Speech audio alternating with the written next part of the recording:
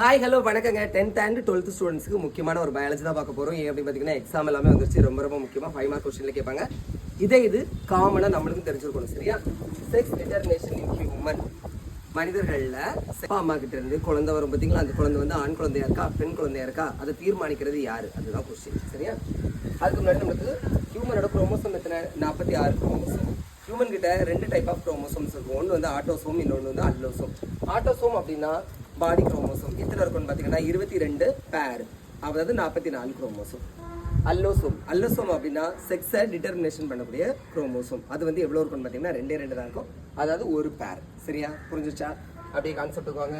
மேலுக்கு 44, இது என்ன chromosome? Body chromosome plus sex chromosome X Y. Male கிட்ட எக்ஸ் ஒய் இருக்கும், ஃபீமேல் கிட்ட எக்ஸ் எக்ஸ் இருக்கும். மேல் கிட்ட எப்படி இருக்கும்னா டிஃபரெண்டாக இருக்கும், அதை ஹெட்டிரோசைகஸ்ன்னு சொல்லுவாங்க. ஃபீமேல் கிட்ட ஒரே மாதிரி இருக்கும், அதை ஹோமோசைகஸ் அப்படின்னு சொல்லுவாங்க. என்ன ஆகுது அப்படின்னு பார்த்தீங்கன்னா அப்பா கிட்ட இருந்து கொஞ்சம் குரோமோசோம் போகும், அம்மா கிட்ட இருந்து கொஞ்சம் குரோமோசோம்ஸ் வரும். இப்படி தான் ஷேரிங் ஆகும் மேட்டிங் பண்ணும்போது. அப்போது இதை ஸ்ப்ளிட் பண்ணுங்க. 44 பாதி கழிச்சா 22 ப்ளஸ் இதுலேருந்து ஒரு எக்ஸ்.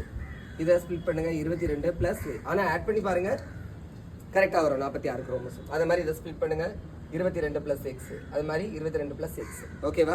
என்னமா ஷேர் பண்ணிக்கிறோம். அப்போது இங்கேருந்து ஏதாவது ஒன்று போகும், இங்கேருந்து ஏதாவது ஒன்று, எது வேணாலும் எடுத்துக்கலாம். சரியா? நான் இப்போ இந்த 2 எடுத்துக்கேன்.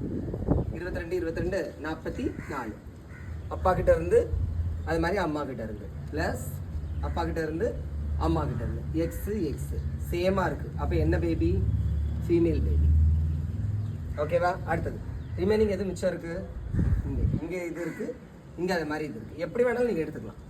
44 ப்ளஸ் இங்கே என்ன இருக்குது? ஒய். அங்கே என்ன இருக்குது? எக்ஸு. அப்புறமே எக்ஸு ஒய் வேறு வேறையாக இருக்குது. அப்போ என்ன குழந்தை? மேல்.